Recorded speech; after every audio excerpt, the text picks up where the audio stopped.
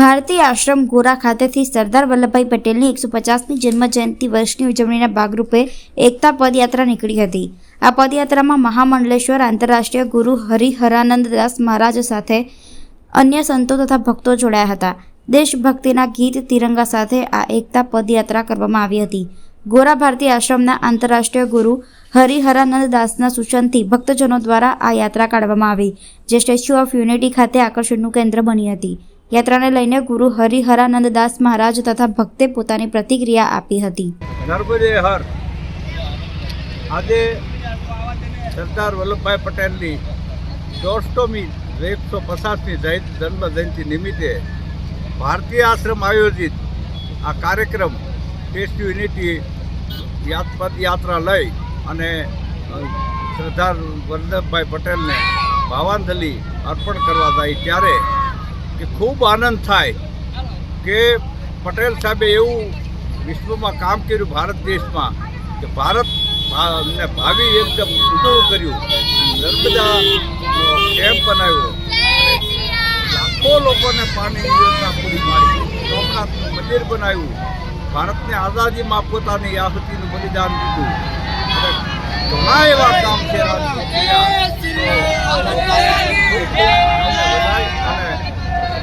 ભાવાંજલિ આપણે અર્પણ કરી 150મી જન્મજયંતિ નિમિત્તે એમને ખૂબ ખૂબ વધાય છે। અને ભારતીય આશ્રમ આયોજિત આ કાર્યક્રમ તે સેવક સમુદાય સાથે અમારા ટ્રસ્ટીગણ અને સાથે સંતો સાથે સ્ટેચ્યુ યુનિટી જઈ અને શ્રદ્ધાંજલિ ભાવાંજલિ અર્પણ કરશું।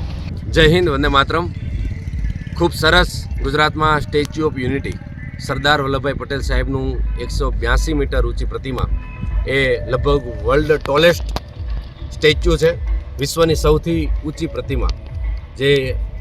સ્ટેચ્યુ ઓફ લિબર્ટી છે એના કરતાં પણ 1.5 ગણી ઊંચાઈ છે। અને વિશેષ એટલા માટે છે કે સરદાર પટેલ સાહેબની જન્મ જયંતિના 150 વર્ષ ગઈ 31 ઓક્ટોબરે 31 ઓક્ટોબરે જ પૂરા થયા છે। અને આ વર્ષ કેન્દ્ર સરકારે, નરેન્દ્ર મોદી સરકારે ખાસ 150 વર્ષ પૂરા થાય છે એટલે આખું વર્ષ સરદાર પટેલના નામે એમની યાદીમાં સરદાર પટેલે જે દેશ માટે સમર્પણ, દેશ માટે ત્યાગ, દેશ માટે જે નેતૃત્વ કરી અને આધુનિક ભારતના, અખંડ ભારતના જેમને નિર્માતા કહી શકાય, 562 કરતાં પણ દેશી રજવાડાઓ આ દેશમાં હતા, પણ એ દેશી રજવાડાઓને એકત્રીકરણ કરવાનું કાર્ય મહાભગીરથ કાર્ય હોય તો સરદાર પટેલ સાહેબે પોતાની કુનેહથી, સૂઝબૂઝથી, પોતાની નેતૃત્વ શક્તિ, એટલે હું ઘણી વખત કહેતો હોઉં છું કે સરદાર એ માત્ર સરદાર નથી પણ અસરદાર પણ છે, એ જવાબદાર પણ છે,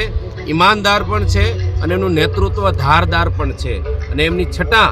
એમનું વ્યક્તિત્વ એ પાણીદાર પણ છે, એટલે પાટીદાર પણ છે અને સરદાર પણ છે અને અસરદાર પણ છે। એટલે સરદાર સાહેબની આજરોજ અમે શ્રી ભારતીય આશ્રમ કેવડિયા નર્મદા છે ત્યાં ખૂબ સુંદર મજાના રામ પંચાયત પ્રાણ પ્રતિષ્ઠા મહોત્સવ, ભગવાન રામચંદ્ર ભગવાન, મા જાનકી, લક્ષ્મણ ભૈયા, હનુમાનજી મહારાજ, ગણપતિ દાદા, મહાદેવ બધાની જે મૂર્તિ પ્રાણ પ્રતિષ્ઠા, પંચદેવો છે હિન્દુ સનાતન પરંપરામાં, એની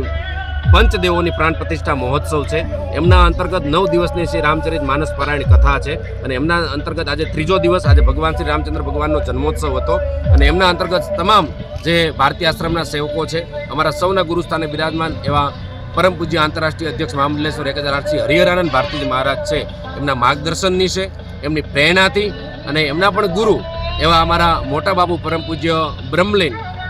વિશ્વંભર ભારતીજી મહારાજ, એમના દિવ્ય આશીર્વાદથી અને એમની ચેતનાથી આ સુંદર મજાના નર્મદા કેવડિયા ખાતે આજે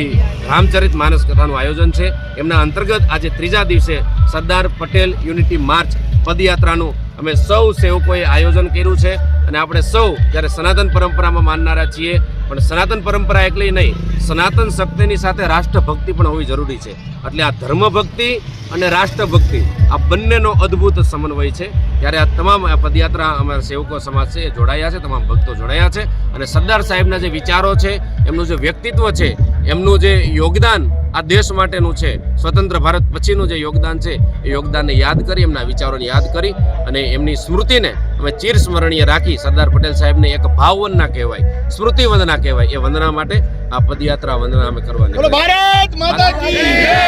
વંદે વંદે જય સરદાર, જય સરદાર, બોલો સિયાવર રામચંદ્ર ભગવાન કી, ભારત માતા કી, ભારત માતા કી, નર્મદે નર્મદે નર્મદે નર્મદે સર્વદે. સનાતન ધર્મ કી. મારું નામ કેતનભાઈ પટેલ છે, એ જે પ્રોફેશનલ એન્કર તરીકે, અને અહીંયા 9 દિવસ કથા છે, એમાં સંચાલન, રાત્રિ ડાયરાઓમાં સંચાલન.